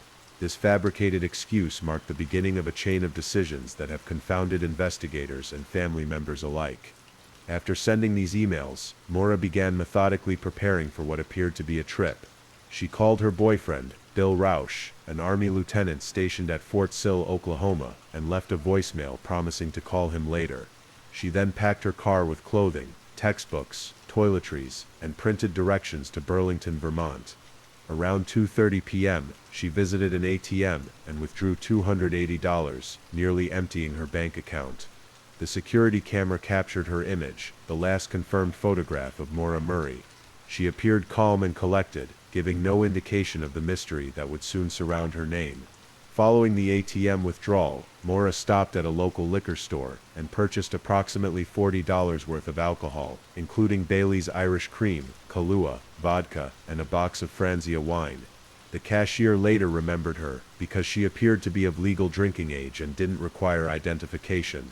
At some point that afternoon, Maura had searched for directions and accommodations in the Bartlett and Burlington areas, both in northern New England, with Bartlett in New Hampshire and Burlington in Vermont. She had called several lodging facilities, including a condominium in Bartlett that her family had stayed at previously. These searches suggest she was planning to travel north, though her exact destination remains unknown. Notably, Maura told no one about these plans, not her friends at UMass, not her siblings, not her father, and not her boyfriend. Whether this secrecy was intentional or simply a matter of personal privacy has been endlessly debated by those who have studied her case. Around 4:30 p.m., Maura placed another call to her boyfriend, leaving a second voicemail with the same message: she would call him later. She also checked her voicemail for the last time at 4:37 p.m. What messages she received, if any, remain unknown. As the afternoon transitioned to evening, Maura Murray, driving her black 1996 Saturn sedan, left the UMass Amherst campus and began heading north. The rain that had been falling intermittently throughout the day in Massachusetts would give way to snow flurries and freezing temperatures as she drove into New Hampshire. Her preparations, the false email about a family emergency, the withdrawal of cash, the purchase of alcohol, the research of accommodations suggest a plan of some kind. But whether that plan involved a simple getaway to clear her head, an attempt to start anew somewhere else, or something entirely different, we still don't know. These final known actions before her disappearance have become the foundation for countless theories and speculations that continue to this day. As we listen to the rain, consider how ordinary these activities might seem in isolation: checking email, withdrawing money, buying beverages, researching places to stay. Yet when pieced together on the day of a disappearance, they take on new significance, becoming clues in a mystery that has remained unsolved for nearly 2 decades. As dusk settled over New England on February 9, 2004, Maura Murray was somewhere on the roads of northern New Hampshire. We know she left Amherst, Massachusetts, driving her Saturn sedan northward, but the exact route she took, and any stops she might have made along the way, remain speculative. What we do know with certainty is where her journey visibly ended: a sharp bend on Route 112 in Haverhill, New Hampshire, approximately 140 miles from her starting point. This particular stretch of Route 112, also known locally as Wild Ammonoosuc Road, winds through sparsely populated woodland. The road curves frequently as it follows the natural contours of the land, requiring drivers' full attention, especially in winter conditions. On that February evening, with temperatures dropping and daylight fading, the driving conditions were becoming increasingly challenging. At approximately 7:27 p.m., a local resident named Faith Westman heard what she described as a thud outside her home. Looking through her window, she observed a car off the road at a sharp bend, its headlights still illuminating the snowy landscape. Concerned, she called the local police department to report what appeared to be a minor accident. At almost the same time, another neighbor, Butch Atwood, a school bus driver who had just returned home from his route, spotted the disabled vehicle as he was driving his personal bus. Atwood pulled alongside the Saturn and saw a young woman, Maura Murray, still in the driver's seat. The car had gone off the road and was now facing the wrong direction, its front end pressed against a snowbank, the rear end extending slightly into the roadway. Atwood, a large man in his 60s, stopped his bus and approached Maura's car to offer assistance. He later recalled that Maura appeared shaken but not seriously injured. She had a small cut on her face, possibly from impact with the steering wheel or deployed airbag, and strands of her hair were draped over her face. The red light from her car's taillights cast an unusual glow in the winter darkness. "I'm fine," she reportedly told Atwood when he asked if she needed help. "I've already called AAA.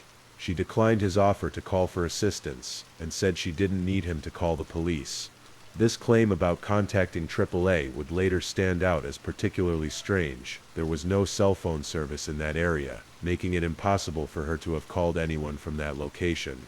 Atwood, perhaps sensing something wasn't quite right, but respecting her wishes, returned to his home about 100 yards up the road.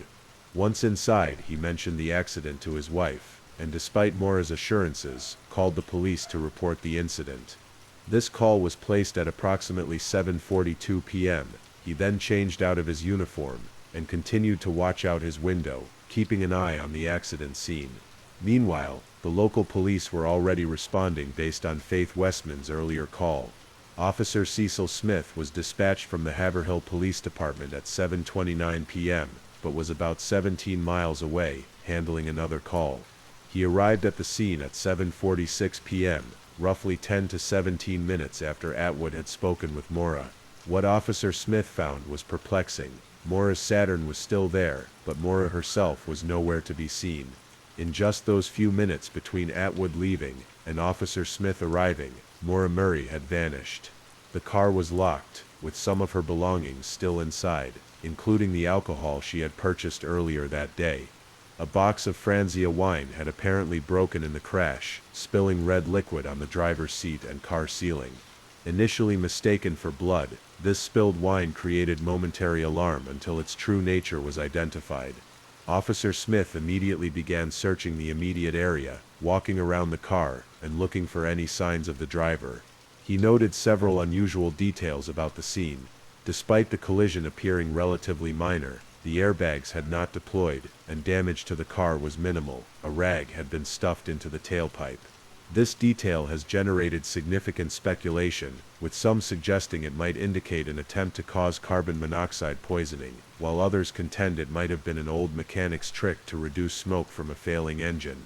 Another puzzling element was the state of Mora's personal items in the car. Her cell phone was missing, yet she had left behind her credit cards, packed clothing, and college textbooks. A AAA card was found, but as mentioned earlier, there was no record of her contacting their service.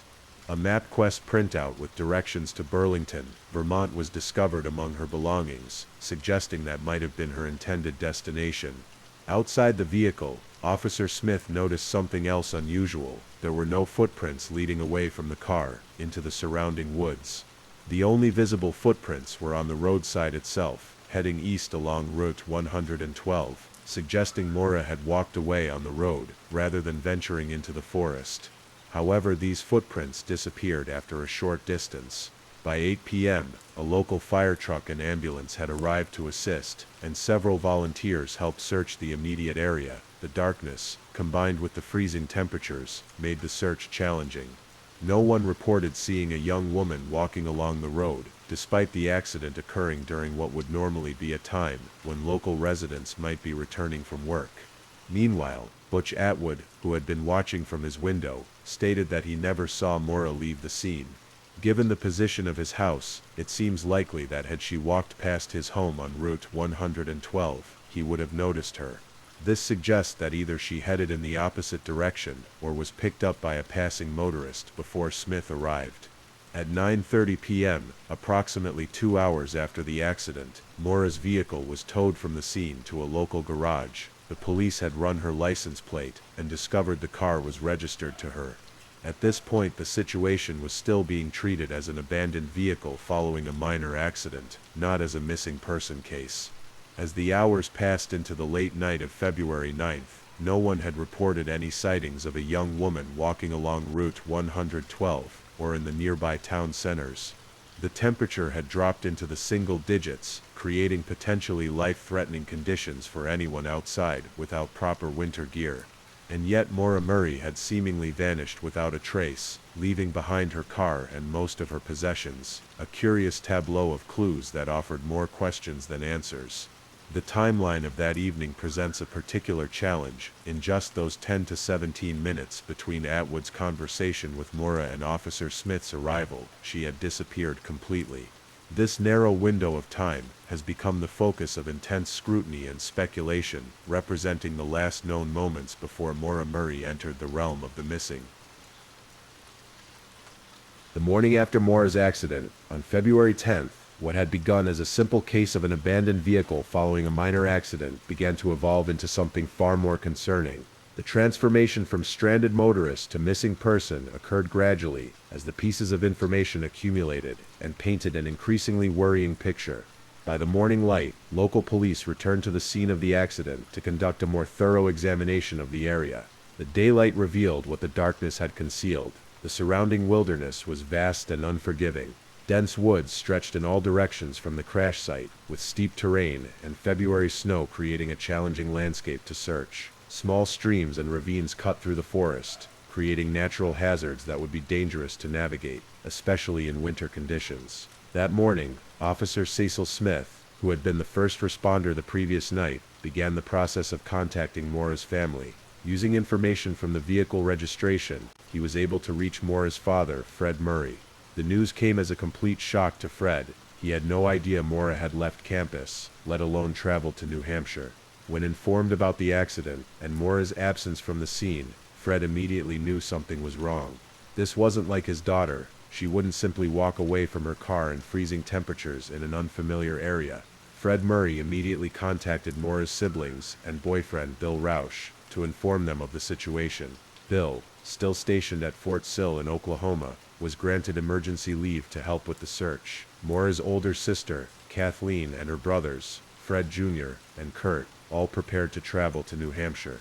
The family's concern was amplified by the fact that none of them had received any communication from Maura since before her disappearance. Meanwhile, the Haverhill Police Department officially classified Maura as a missing person and initiated standard protocols for such cases. By midday on February 10th, officers had returned to the crash site and surrounding area with a more organized approach. They began by expanding the search radius around the accident scene, checking nearby properties, outbuildings, and forested areas for any sign of the missing woman.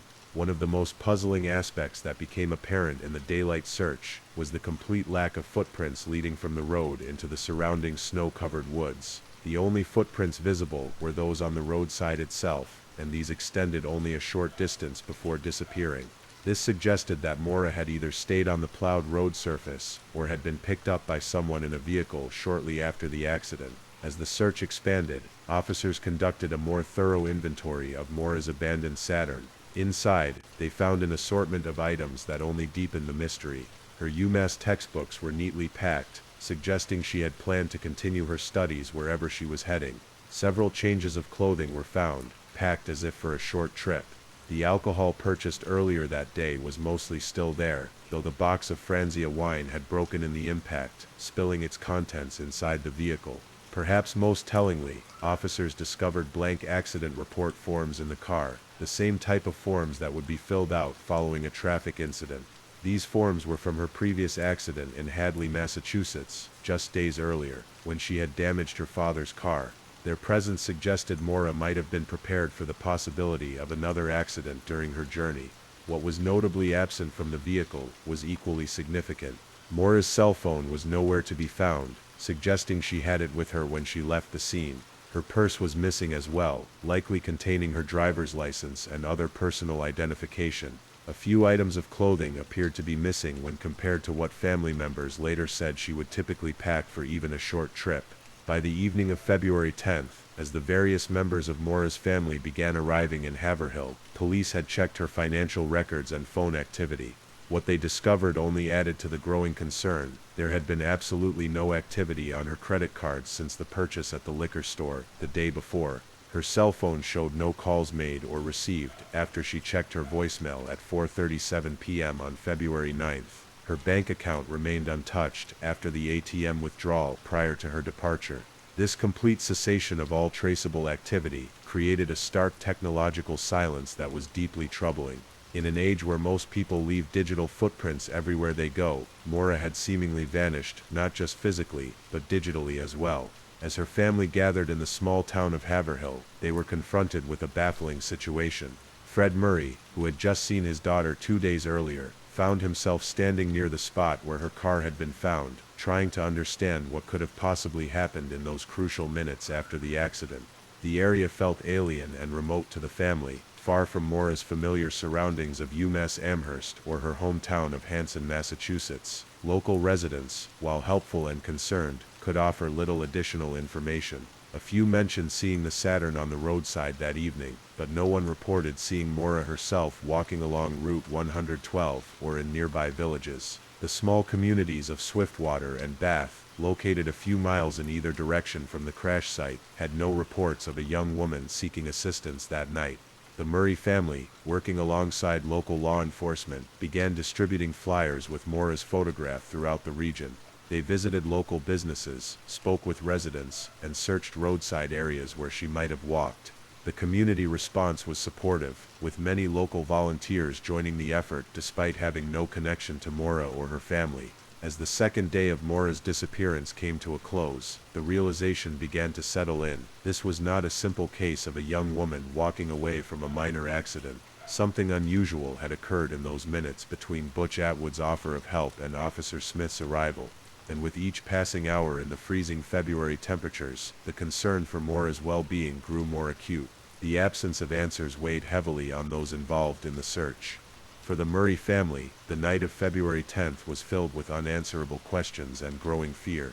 For law enforcement, the case presented a perplexing set of circumstances that defied easy explanation, and somewhere, though no one knew where, Maura Murray remained missing, her whereabouts unknown as the search entered its second night. By February 11th, 2 days after Maura's disappearance, the case had escalated significantly. What had begun as a local police matter in Haverhill had grown to involve the New Hampshire State Police. The expanded resources brought additional investigators, technology, and search capabilities to the effort. One of the first major developments came with the deployment of search dogs. K-9 units were brought to the crash site with the hope that they could track Maura's scent and determine which direction she had traveled after leaving her car. The dogs were given items of Maura's clothing from the vehicle to establish her scents. What happened next has become another piece of the puzzling narrative of this case. According to reports, the dogs picked up Maura's scent at the car and followed it approximately 100 yards east along Route 112 in the direction of Bath, New Hampshire. Then abruptly, the scent trail ended.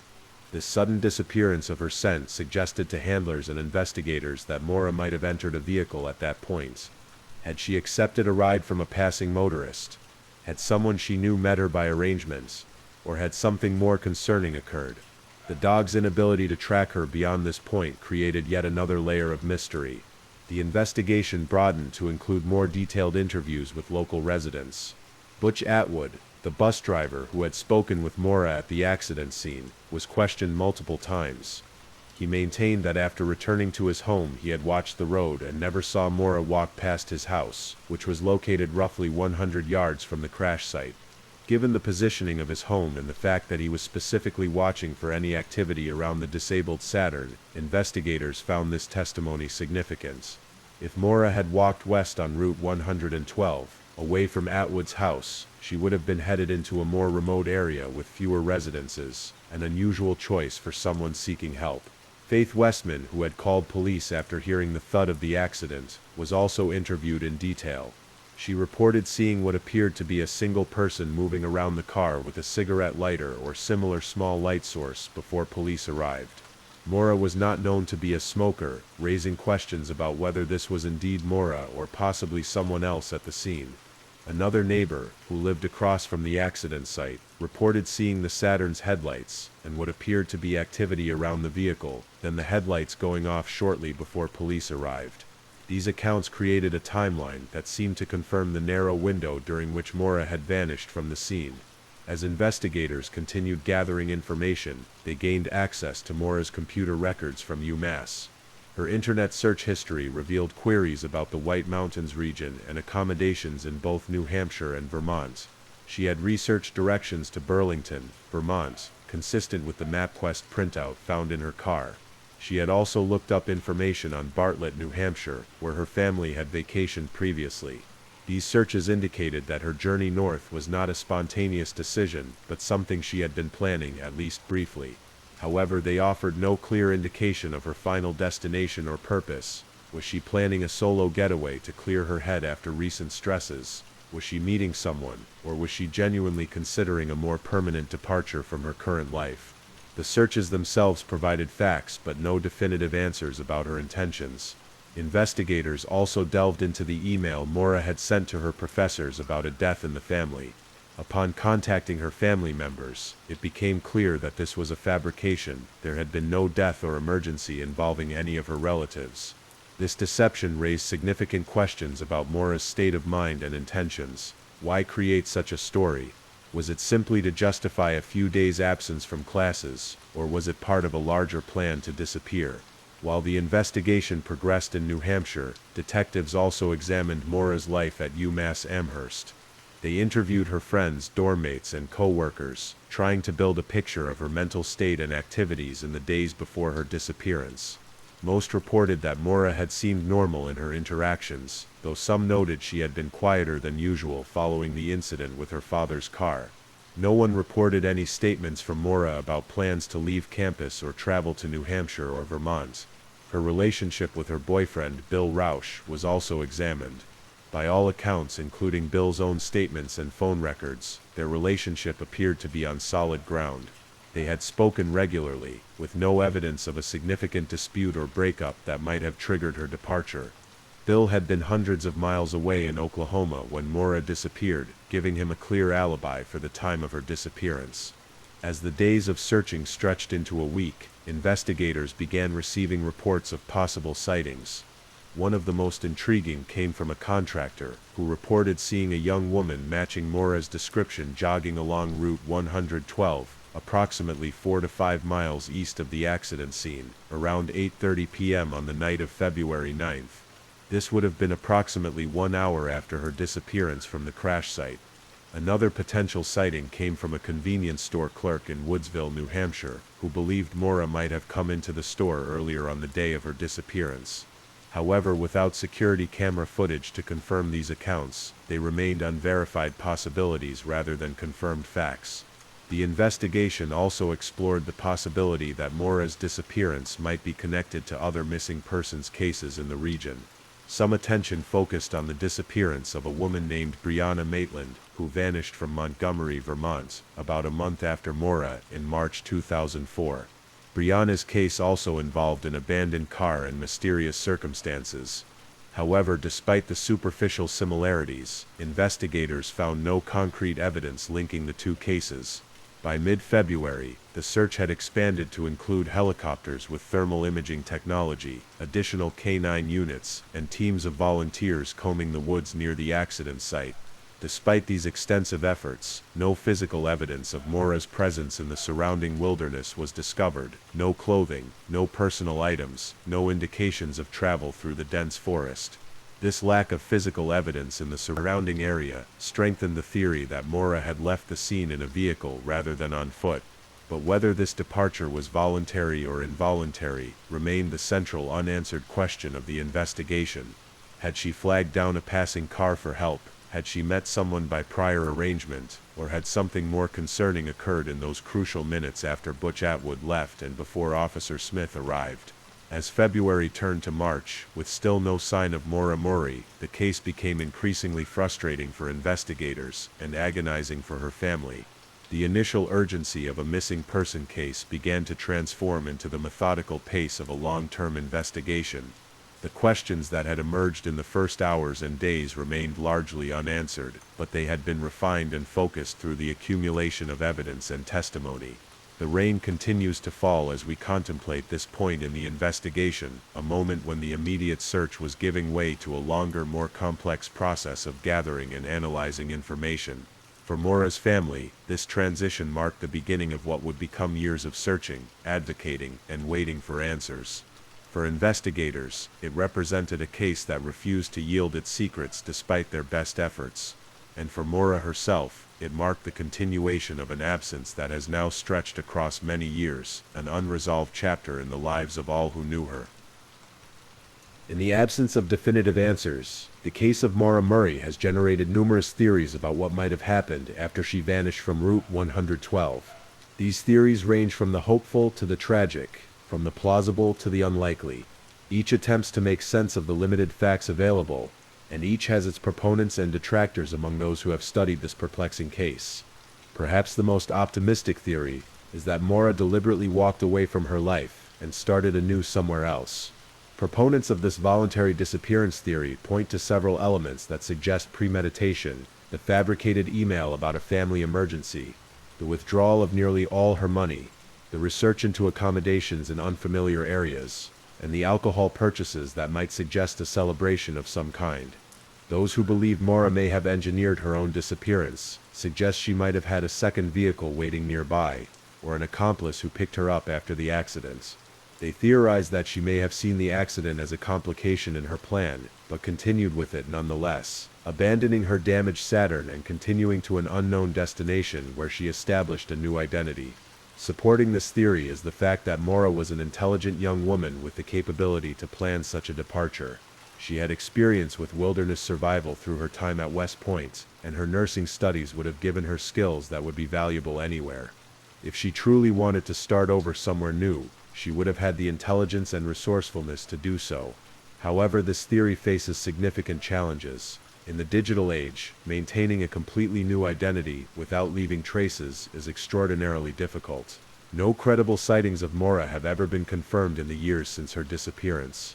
Additionally, those who knew her well have consistently stated that while she might have wanted a few days away to clear her head, permanently abandoning her family, her education, and her future plans would have been out of character. Her father, Fred Murray, has been particularly adamant that Maura would not have chosen to cut off all contact with her family.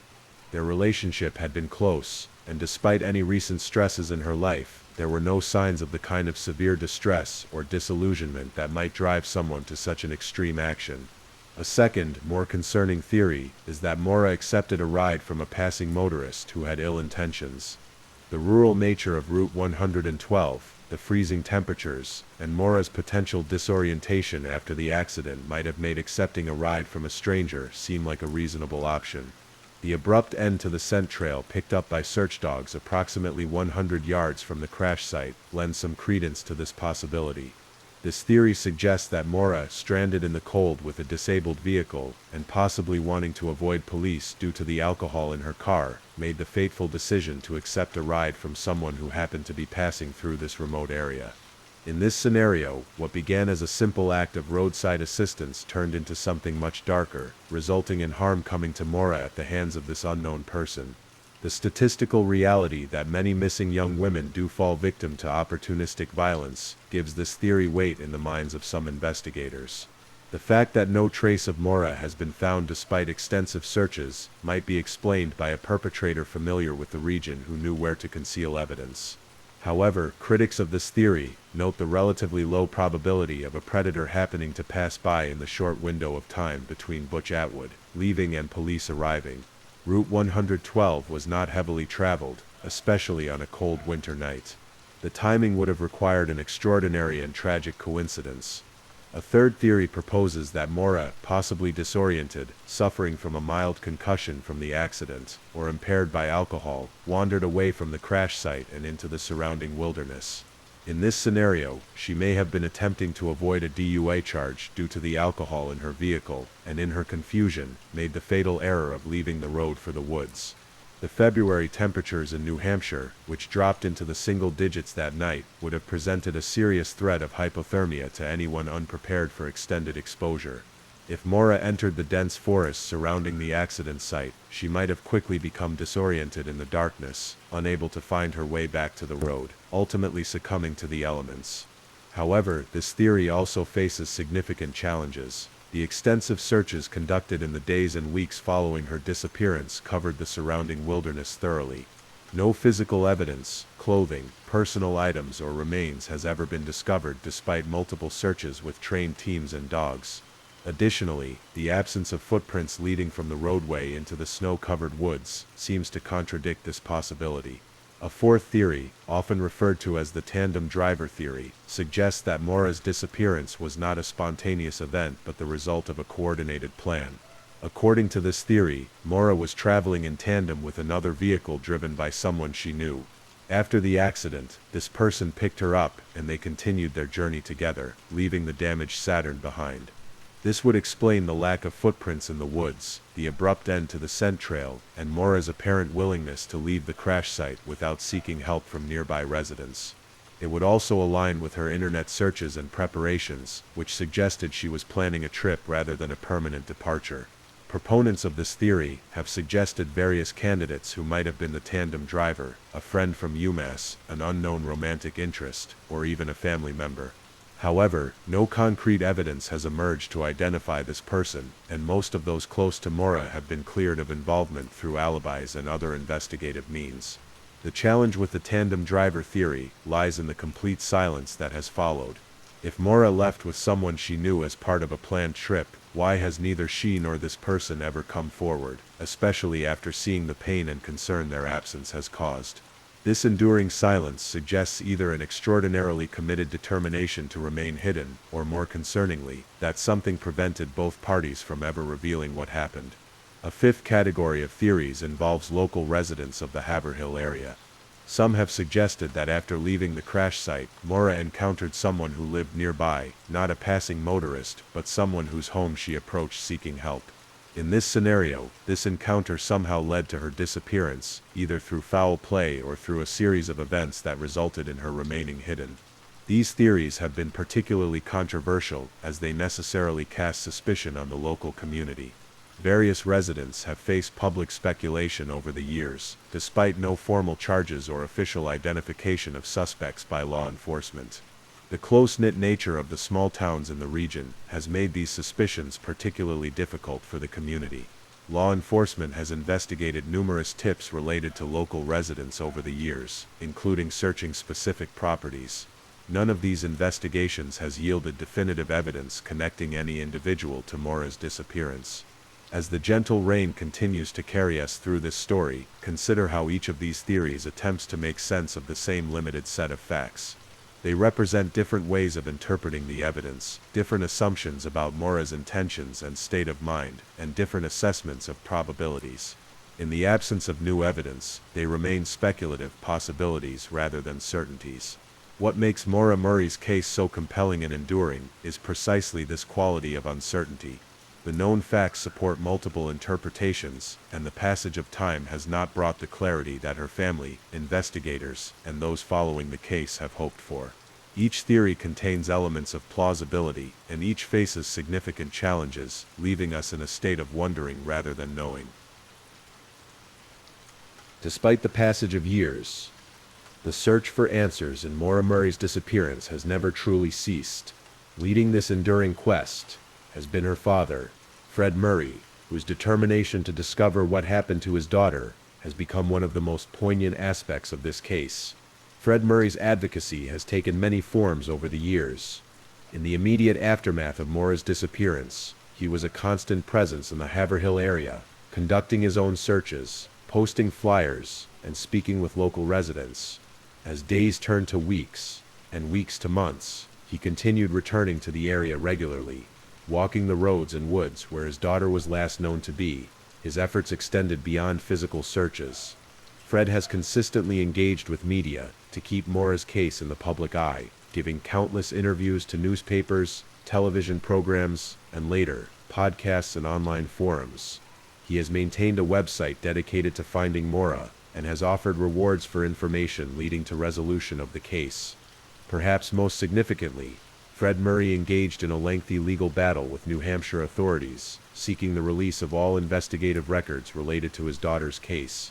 He argued that as a cold case, these records should be available under public information laws. This legal challenge went all the way to the New Hampshire Supreme Court, which ultimately ruled against full disclosure, determining that the case remained an active investigation and therefore exempt from full public records requests. This ruling highlighted an important aspect of Maura's case. Despite the years that have passed, law enforcement continues to classify her disappearance as an open investigation, rather than a cold case. The New Hampshire State Police and the FBI, which eventually became involved in aspects of the investigation, maintain that new leads continue to be followed, though specific details of ongoing investigative efforts are rarely made public. Periodically over the years, renewed search efforts have been conducted in the area around the accident site. These have included ground searches with cadaver dogs, ground-penetrating radar in specific locations, and dives into nearby water bodies. In 2019, one such search focused on a residence close to where Mora's car was found, utilizing ground-penetrating radar and cadaver dogs. While items of interest were reportedly discovered and sent for testing, no conclusive evidence regarding Mora's fate was publicly identified. Beyond the official investigation, Mora's case has generated one of the most active communities of civilian investigators in recent memory. Online forums dedicated to discussing theories, analyzing evidence, and identifying new avenues of investigation have attracted thousands of participants. Some of these civilian investigators have conducted their own searches, interviews, and research, occasionally generating tips that have been passed along to official channels. This civilian interest has helped keep pressure on officials to continue investigating and has occasionally uncovered information that may not have otherwise come to light. However, it has also sometimes led to problematic speculation about individuals not formally identified as suspects by law enforcement, creating tensions in the communities near where Mora disappeared. The media attention surrounding Mora's case has evolved significantly over the years. What began with local newspaper articles and regional television coverage eventually expanded to include national news programs, documentaries, books, and in recent years, a proliferation of podcasts dedicated wholly or partially to examining her disappearance. In 2017, Oxygen Network aired a 6-part documentary series titled The Disappearance of Maura Murray, which brought renewed national attention to the case. The series featured journalists and filmmakers working alongside Maura's family members to explore various theories and conduct new interviews with witnesses and persons of interest. Similarly, podcasts such as Missing Maura Murray and segments on popular true crime shows have introduced her story to new audiences, many of whom have subsequently joined the community of those seeking answers. These media projects have helped maintain public awareness and have occasionally generated new tips for investigators. Maura's case has also had a broader impact on missing persons awareness and procedures. The challenges faced in the early investigation have been studied as examples of how critical the first hours and days are in such cases. The questions about jurisdiction, whether local or state authorities should lead in rural missing persons cases, have influenced protocols in some regions. For many who follow the case, Maura Murray has become more than just a name or a mystery to be solved. The photos of her that accompany articles and documentaries, showing a young woman with a bright smile and obvious intelligence in her eyes, serve as a reminder that behind every missing person statistic is a human being, with hopes, dreams, relationships, and a future that was unexpectedly interrupted. As we near the conclusion of our exploration of this case, it's worth noting that Maura's story continues to evolve. Even as this narrative is being shared, investigators may be following new leads, analyzing evidence with technologies that weren't available in 2004, or interviewing individuals who have finally decided to share what they know. The persistence of effort in this case, by family members, law enforcement, journalists, and concerned citizens, speaks to a collective unwillingness to allow Maura Murray to be forgotten. It reflects a shared human desire for resolution and answers, particularly in cases where a young life has been interrupted in such puzzling circumstances. After all these years, the question remains the same as it was on that February night in 2004, what happened to Maura Murray? The answer still eludes us, but the question continues to be asked, investigated, and contemplated by all those who have been touched by her story. As our time together comes to a close, the soft rainfall continues its soothing rhythm. We've journeyed through the known facts, the unanswered questions, and the enduring mystery of Maura Murray's disappearance, a case that continues to resonate with so many people years after that February evening in New Hampshire. What makes certain missing persons cases capture our collective attention while others fade from public awareness? Perhaps it's the combination of ordinary circumstances, an extraordinary mystery, a young woman with a promising future, a minor car accident on a rural road, and then absence. Perhaps it's the way this case reminds us how quickly the familiar patterns of daily life can be interrupted, how thin the line can be between presence and absence. Maura Murray's story remains unfinished, an open narrative with multiple possible endings, but no confirmed conclusion. For her family, especially her father Fred, the search for answers continues, a testament to the enduring bonds between parent and child, and the natural human resistance to accepting uncertainty where loved ones are concerned. For investigators, Her case represents both a professional challenge and a human mission to provide answers not just because it's their job, but because they understand the importance of resolution for those left behind. For the many civilians who have become invested in solving this mystery, it represents a collective effort to ensure that no missing person is forgotten. Wherever Maura Murray is now, her story has touched countless lives, from those who knew her personally, to those who have come to know her only through the circumstances of her disappearance. Her case has influenced how missing persons investigations are conducted, how media covers such cases, and how communities respond when someone vanishes, without explanation. As you drift toward sleep, allow the gentle rain to wash away the details and theories, leaving only a quiet acknowledgement of the mystery that surrounds us all, the fundamental uncertainty of life itself, and our shared human desire to find meaning and answers even when they seem beyond our reach. Perhaps someday the full story of what happened to Maura Murray will be known. Until then, her case remains a reminder of how precious and sometimes precarious our connections to each other can be, and how important it is to cherish those connections while they exist. Our background sounds will carry you into tranquility as you drift toward sleep. Thank you for listening to tonight's true crime story. Rest peacefully, knowing that another story awaits you next time, ready to accompany you on another journey toward restorative sleep. And until next time, stay safe and take care. Good night.